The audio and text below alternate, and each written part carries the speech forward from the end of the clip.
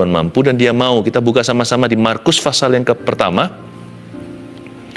ayat 40 sampai 45. Kalau percaya itu jangan tanggung. Dan kalau beriman jangan salah satu. Jangan hanya percaya kalau Tuhan mampu, tapi kita ragu kalau Dia mau. Nanti kita nggak dapat apa-apa juga. Bukan berarti kita serakah, karena manusia punya butuh. Dan Tuhan itu tanggung jawab kok yang menciptakan kita, apalagi yang menebus Anda dan saya. Tapi juga jangan jadi orang yang percaya Dia mau, tapi apa Tuhan bisa, apa Dia sanggup. Kita tadi sudah nyanyikan kan? Dia sanggup, Yesus sanggup melakukan segala perkara. Katakan pada dirimu sendiri sebelum kita baca firman ini, Tuhanku mampu dan Dia mau menolong aku. Ya. Seorang yang sakit kusta datang kepada Yesus. Sakit kusta itu apa? Kasih sedikit background-nya. Ya. Sakit kusta itu dimulai dengan suatu bercak-bercak merah. Lalu setelah itu dia berubah putih seperti salju. Kemudian bukannya warnanya bagus, merah lalu putih, tetapi perlahan-lahan satu persatu daripada anggota tubuhnya mulai lepas. Biasanya dimulai dengan jarinya. Lalu kemudian rambutnya pun mulai rontok, termasuk alisnya. Gigi juga mulai berjatuhan karena gusi di dalam mulutnya mulai membusuk. Ini adalah sebuah penyakit yang tidak bisa sembuh. Saya ulangi, tidak bisa sembuh. Jadi orang yang kena sakit kusta di zaman Yesus apalagi, mereka dikarantina seumur hidupnya. Bayangkan, melebihi corona, sekali kena kusta, orang itu diasingkan sampai mati. Dan kalau dia harus berada di tengah-tengah masyarakat, entah harus kemana gitu ceritanya, harus ada 6 meter social distancing. Jadi social distancingnya itu 6 meter. Bukan 1-2 meter, 6 meter dari segala sisi, kiri, kanan, depan, belakang. Kasihan loh orang begini ini kesepian. Bisa-bisa dia matinya didahului oleh stres dulu, bukan karena kustanya. Kusta memang membunuh, tetapi orang ini pasti akan depresi. Seorang yang sakit kusta ini datang kepada Yesus. Kata datang kepada Yesus, waktu saya baca lagi dan lagi, saya ulang-ulang lagi setiap kitab Injil, saya rasa ini adalah kejadian pertama kesembuhan kusta dalam pelayanan Yesus. Sebelum ini, Yesus belum menyembuhkan orang kusta. Karena ini terjadinya kan di permulaan ministry atau pelayanannya.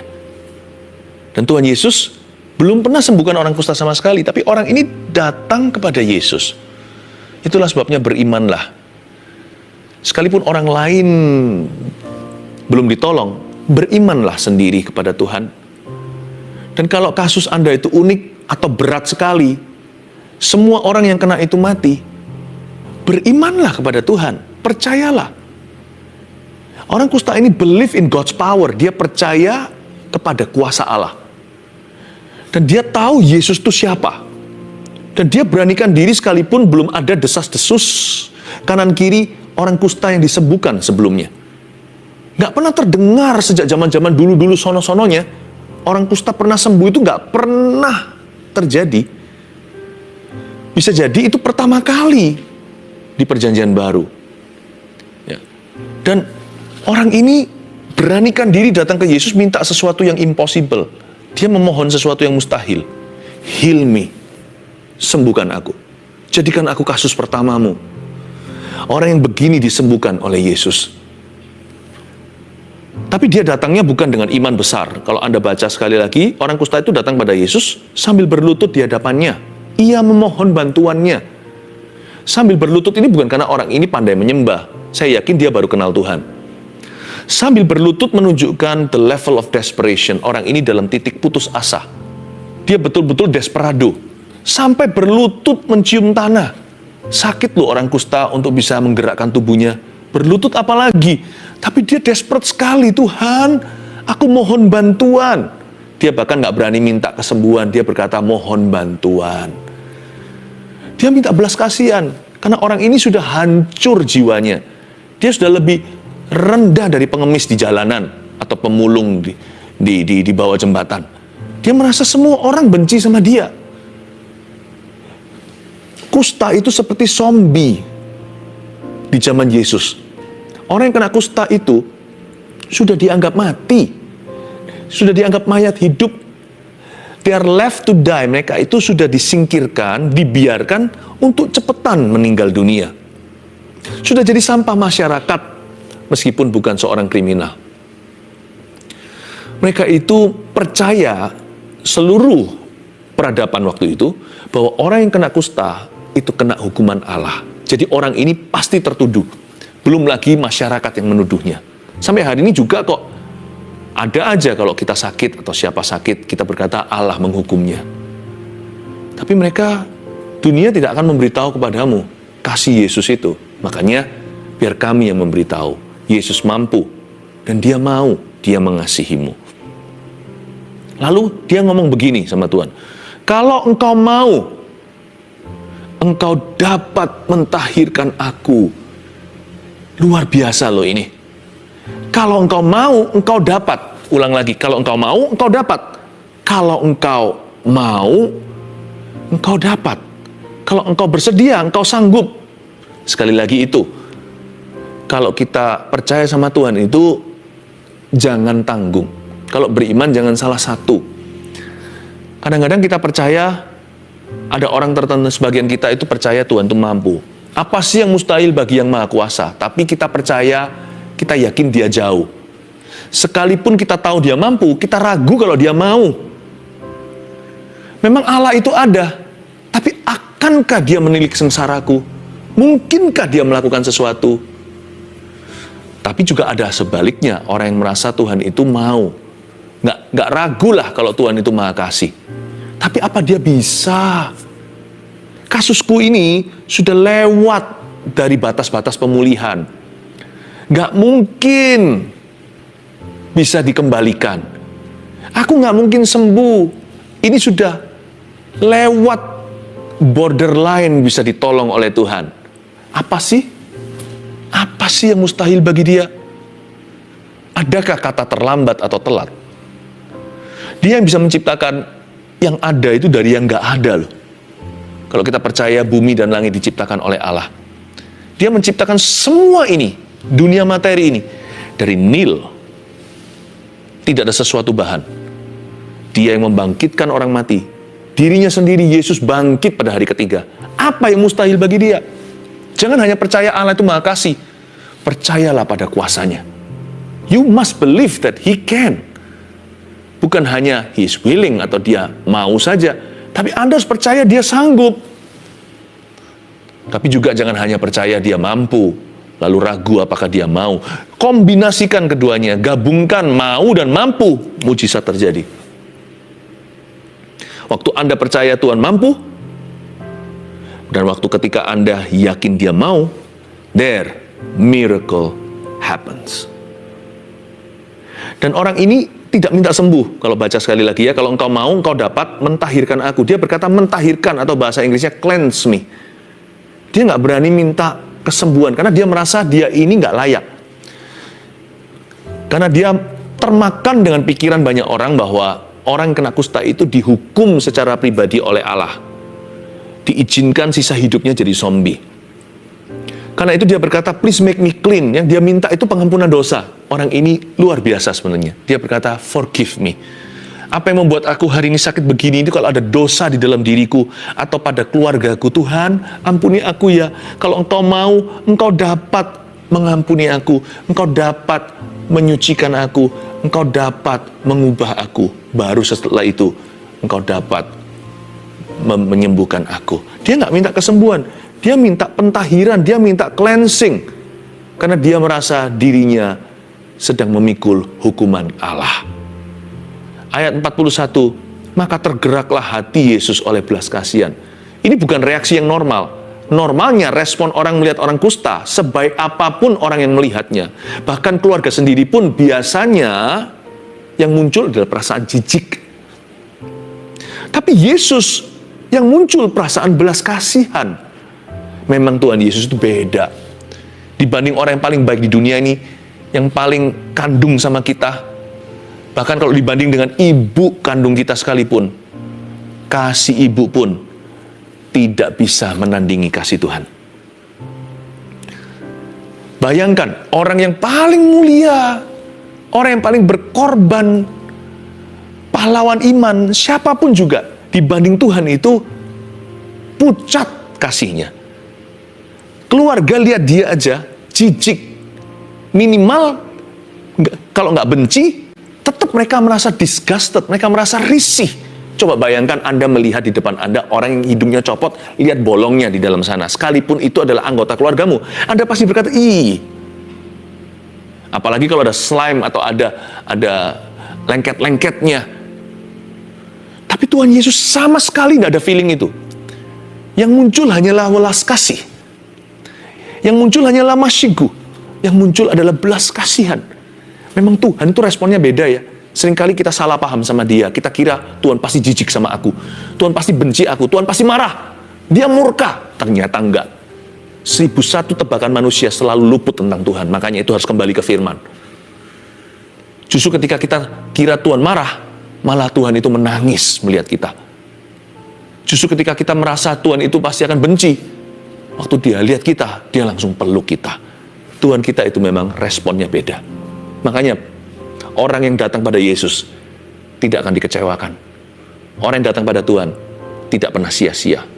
Yesus itu beda sekali dengan semua manusia. Lalu setelah dia tergerak oleh belas kasihan, apa yang Tuhan Yesus lakukan? Lalu ia mengulurkan tangannya menjamah orang itu. Oh no. Tidak boleh kontak. Orang kusta melebihi corona. Kalau kusta itu sudah pasti tertular 100%, nggak peduli antibodi orang itu. Karena kusta itu jahanam. Dan Tuhan ulurkan tangannya, jamah orang itu. Tuhan nggak perlu pakai sarung tangan. Tuhan nggak perlu pakai pelindung wajah. Tuhan jamah. Karena Yesus memang beda sama manusia. Kalau manusia perlu melindungi diri, Tuhan tidak perlu melindungi dirinya. Dia itulah perlindungan. Justru siapa yang menjamah dia dilindungi, siapa yang menjamah dia disembuhkan. Dialah sumber kehidupan. Dan Tuhan jamah dia. Harusnya Tuhan Yesus bisa aja ngomong doang, atau hanya bisa aja ucapkan suatu kata saja. Be healed. Berkali-kali kan dalam kasus-kasus kesembuhan yang Yesus lakukan, Yesus berkata satu patah kata, lalu setan itu pergi. Yesus hanya berkata, bangkitlah, talitakum. Maka anak yang mati itu tiba-tiba kembali ada nyawa di dalam tubuhnya. Tidak sanggupkah Tuhan Yesus hanya mengucapkan sesuatu? Tapi kenapa Tuhan melakukan berlebihan, menjamah orang itu? Karena yang Tuhan mau sembuhkan bukan hanya kustanya. Orang ini haus kasih. Lama tidak dijamah, kalau dia sudah menikah, istrinya pun sudah meninggalkan dia. Kalau dia punya anak, anaknya pun malu mengakui dia sebagai papanya. Tuhan jamah ketika kita berbeban berat, tertindih di bawah. He touch me. Dia jamah aku. Dia nggak disgusted, tidak jijik, tidak risih, tidak ngeri, dan tidak takut tertular. Malah justru karena Tuhan Yesus itulah kesembuhan. He is Jehovah Rapha. Barang siapa menjamah ujung jubahnya, akan sembuh pendarahannya. Yesus itu baik ya. Saya baca gini aja, hatinya terharu. Ia mengulurkan tangannya dan menjamah orang itu. Ya. Lalu Yesus berkata seperti ini, aku mau. Setelah dia jamah, dia berkata, aku mau, jadilah engkau tahir. Ayat 4. 42. Seketika itu juga lenyaplah penyakit kusta orang itu dan ia menjadi tahir. Langsung dia disembuhkan. Nah, ada ayat di sini menunjukkan mujizat instan. Ayat 42 berkata, seketika itu juga lenyaplah penyakit kusta orang itu. Berarti langsung sembuh. Kalau ini penyakit kusta, berarti kesembuhan yang diterima orang ini bukanlah mujizat kesembuhan belaka, tapi mujizat penciptaan. Kok bisa? Bagian-bagian yang sudah kena kusta itu sembuh, iya, itu kesembuhan. Tapi jangan lupa, bahkan di Injil Lukas cerita yang sama, Lukas menaruhnya begini sebagai seorang tabib nih. Lukas itu kan dokter. Dia tulis bahwa orang ini penuh kusta. Bedanya dengan Markus yang menulisnya, karena Markus ini awam secara medis. Markus menulisnya seorang yang sakit kusta. Tapi di kitab Lukas dituliskan penuh dengan kusta. Jadi Lukas mencatat dia stadium berapa. Berarti orang ini sudah di advanced stage, atau sudah berada di level yang akhir daripada sakit kustanya. Coba bayangkan, itu banyak anggota tubuhnya udah copot semua. Udah lepas. Jadi ketika dikatakan seketika itu juga lenyaplah penyakit kusta orang itu, ini bukan mujizat kesembuhan saja, ini mujizat penciptaan. Mungkinkah hidungnya tiba-tiba ada baru? Bagi Tuhan tidak ada yang mustahil. Mungkinkah jari jemarinya tiba-tiba tumbuh, padahal jari yang putus nggak tumbuh lagi? Mungkinkah gusinya tiba-tiba segar, tiba-tiba muncul mulai putih-putih meskipun masih ompong nih, giginya tumbuh seperti bayi? Wow! Ini bukan hanya seketika itu juga lenyaplah penyakit kusta, ini mujizat penciptaan. Seperti Tuhan ketika membuat Adam dan Hawa dari tanah dengan tangannya, tangan Sang Pencipta yang sekarang berlubang paku karena Anda dan aku. Tangan penebus itu. Ayat 43 ya, segera ia menyuruh orang itu pergi dengan peringatan keras. Dikasih peringatan. Peringatan apa ya? Ingatlah, janganlah engkau memberitahukan apa-apa tentang hal ini kepada siapapun, tetapi pergilah, perlihatkanlah dirimu kepada imam dan persembahkanlah untuk pentahiranmu persembahan yang diperintahkan oleh Musa sebagai bukti bagi mereka. Ini bukan Yesus menentang kesaksian, bukan. Tapi Yesus memberitahu kepada orang kusta ini adalah karunia khusus untuk kamu. Kamu nggak usah cerita-cerita dulu, nanti tunggu waktu. Jadi Tuhan Yesus memberi dia peringatan keras, jangan kau memberitahukan siapa-siapa tentang hal ini, apa yang telah kamu terima hari ini, kecuali pergilah, memberikan persembahanmu untuk pentahiran itu yang diperintahkan oleh Musa kepada imam yang terdekat. Tuhan bukannya melarang dia untuk menceritakan perbuatan ajaib Tuhan, bukan. Tapi Tuhan suruh dia tenang dulu, calm down, tenang dulu. Ini seperti gini ya, suatu hari saya pernah, waktu itu pelayanan di luar negeri, di mana lalu saya masuk ke sebuah restoran. Dan karena dingin waktu itu, saya dan istri saya minta teh. Karena kami adalah orang Asia, saya minta Chinese tea. Tapi restoran itu nggak punya itu. Di negara barat nih ceritanya, waktu saya setelah pelayanan, setelah khotbah. Lalu setelah itu, pemilik restoran itu orang Asia juga. Tapi semua yang makan orang barat. Ya, orang lokal maksudnya. Lalu saya berkata sama dia, don't you have Chinese tea? Nggak punya Chinese tea. Saya ngomong bahasa Chinese sama dia. Wah, dia senang. Dia bilang, gini ya, saya kasih you Chinese tea kami secara pribadi. Ini favorit kami. Tapi please jangan bilang customer yang lain. Jangan bilang sama pelanggan.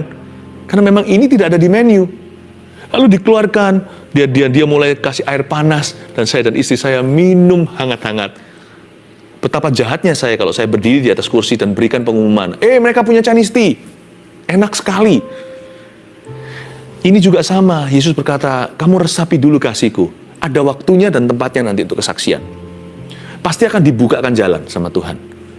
Tapi sekarang waktunya bersyukur saja, terimalah. Tapi orang ini sayangnya pergi mana-mana cerita dia. Di ayat 40 yang terakhir, ayat 45 bunyinya begini. Tapi orang itu pergi memberitakan peristiwa itu dan menyebarkannya kemana-mana. Sehingga Yesus nggak dapat lagi terang-terangan masuk ke dalam kota. Ia tinggal di luar, di tempat-tempat yang sepi, namun semua orang terus juga datang padanya dari segala penjuru.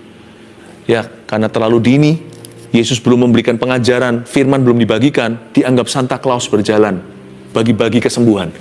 Orang jadi motivasi sama Yesus. Orang nggak ngerti dulu dia siapa. Sehingga si kusta yang disembuhkan ini membuat suatu langkah yang salah kaprah. Dia merugikan Yesus. Karena Tuhan Yesus nggak suka dilihat sebagai Santa Claus kesembuhan. Tuhan mau jadi Tuhan dan Juru Selamat kita dulu. Dan Tuhan juga mau jadi Tuhan dan Juru Selamat kita kemudian setelah kita disembuhkan. Tapi orang ini gegabah. Di sini hati-hati ya, saudaraku. Jangan kita sok tahu. Sama Tuhan itu jangan sok pahlawan. Banyak kita itu selalu berkata gini loh kalau Tuhan berikan peringatan. But God, I have a better plan. Tapi Tuhan, aku punya rencana yang lebih baik daripada rencanamu. Menurut aku, ini lebih bagus. Ini kesempatan dalam kesempitan. Ini kesempatan emas. Jangan begitu. Jangan menasihati Tuhan. Kalau Tuhan bilang jangan, ya jangan. Kalau Tuhan bilang jalan, ya jalan. Tapi orang ini bertindak seolah-olah dia lebih pintar dari Tuhan. Ternyata yang kusta, after all, bukanlah badannya. Ternyata adalah hatinya. Orang ini masih ada kesombongan di dalam diri atau di dalam jiwanya. I have a better plan than yours. Aku punya rencana yang lebih baik. Sayang ya, sayang sekali Tuhan Yesus jadi akhirnya tidak bisa melayani setiap orang itu hatinya dulu. Tetapi nggak apa-apa, hari ini di saat teduh, bukankah saya sampaikan dulu firman tentang siapa Yesus sebelum apa yang dia bisa atau sanggup lakukan bagi Anda dan saya. Saya harap Anda menerima Tuhan. Kalau Anda belum pernah menerima Yesus sungguh-sungguh, sekaranglah waktunya, jangan tunda. Dan juga jangan lupa loh, kalau Tuhan mau dia sanggup. Saya tidak ragu, kalau dia jamah dirimu, sesuatu akan terjadi. Bahkan orang kusta pun disembuhkan oleh Tuhan. Penyakit yang incurable, yang tidak mungkin bisa pulih, itu mudah bagi dia. Kalau Anda tanya pada saya, apakah semua orang yang saya doakan atau yang kita doakan selalu sembuh? Tidak tentu. Saya nggak tahu kenapa ada orang-orang tertentu yang tidak sembuh sekalipun sudah didoakan. I don't know. Tapi saya tidak punya keraguan sama sekali. Kalau Tuhan mau, apapun penyakitnya pasti akan sembuh. Hari ini remanya begini, jangan hanya percaya dia mampu, mari kita percaya dia mau. Memang kita nggak bisa menuntut Tuhan sih. Kalau Tuhan tidak sembuhkan saya pasti akan kecewa. Nggak bisa begitu sama Tuhan. Tuhan tidak bisa ditodong apa-apa. Karena kita ini berhutang, bukan sebaliknya. Tuhan itu tidak berhutang sama manusia. Kita hanya bisa percaya, kita hanya bisa beriman. Boleh nggak kita klaim janji Tuhan? Klaimlah sekeras-kerasnya. Tuhan mampu dan dia mau. Jangan ragu. Serahkan hasil akhirnya kepada Tuhan Yesus Kristus. Asal kita beriman sama Tuhan. Beriman itu bukan menuntut. Sekalipun ada orang-orang yang belum disembuhkan, tapi saya tidak menyangkali juga, telah terbukti berkali-kali, karena kita exercise atau praktekkan iman kita klaim janji Tuhan, karena kita yakin Tuhan mampu dan Tuhan mau, banyak mujizat terjadi yang seharusnya tidak terjadi. Karena kita melawan arus pesimisme, hati yang tidak percaya, karena kita melawan segala arus kebimbangan di hati manusia. Waktu kita praktekkan iman kita, berapa banyak kasus kesembuhan atau mujizat yang terjadi. Bahkan mujizat penciptaan, terobosan yang tidak mungkin akan terjadi dalam kehidupan seseorang. Itu diberikan karena kita beriman. Itulah yang menjadi kekuatan saya. Untuk terus berdoa bagi orang sakit. Untuk terus berdoa bagi orang-orang yang membutuhkan sebuah mujizat dalam hidupnya. Untuk terus berdoa bagi orang yang membutuhkan pertolongan, bantuan, dan terobosan. For I believe in miracles. Because I believe in God. Saya percaya mujizat masih terjadi. Karena saya percaya kepada Tuhan. Catat 3 hal ini. Mari kita klaim ini. Hari ini. Jangan ragu sama sekali. Jangan biarkan semua kejadian yang sekeliling Anda itu membuat Anda bimbang. Atau apa kata orang. Atau siapa belum sembuh. Let's just believe kita lawan arus, oke? Khususnya para penderita kanker. Tuhan mampu dan Tuhan mau. Nomor 1, saya kasih 3 poin ini untuk Anda catat. Tuhan mau menyembuhkan penyakitmu. Catat itu rema kita di saat teduh kali ini. Tuhan mau menyembuhkan penyakit saya. Tuhan mau sembuhkan sakitku. 2, Tuhan mau memulihkan hidupmu. Katakan pada diri sendiri, Tuhan mau, lebih dari mau. Dia mampu, lebih dari mampu untuk memulihkan hidup saya hari ini. 3, Tuhan mau menciptakan sesuatu yang baru. Mujizat penciptaan, ingat tadi. Bukan hanya kesembuhan dan kelepasan. Tuhan mau menciptakan sesuatu yang baru. Katakan pada dirimu, Tuhan mau menciptakan sesuatu yang baru untukku. Tuhan menciptakan yang ada dari yang tidak ada sama sekali. Sekalipun aku tidak bermodal apa-apa, asal aku bermodal iman. Aku lawan arus. Kalau orang lain belum mendapat jawaban doanya, tidak akan melemahkan hatiku. Biarkan diriku menjadi kasus pertama, seperti orang kusta ini yang pertama kali sembuh di Perjanjian Baru. Itu pasti melompat para imam ketika melihat dia. Mereka hafal ini si kusta. Karena orang kusta langsung dikasih label di masyarakat. Ketika dia datang memberikan persembahannya, aku sembuh. Semua terperanjat. Jadikan kasusmu menjadi kasus yang membuat dunia tercengang. Karena kalau Tuhan bekerja, mujizatnya tidak bisa disangkali. Apapun yang Tuhan lakukan, pasti akan terbukti. Dan Tuhan mau menciptakan sesuatu yang baru. He wants to create something new. Katakan pada dirimu, Tuhan mau menciptakan sesuatu yang baru untuk saya. Apa yang ada dari yang tidak ada. Believe with me. Only believe. Kalau dia jamah, tidak ragu. Sesuatu pasti terjadi atasmu. Haleluya.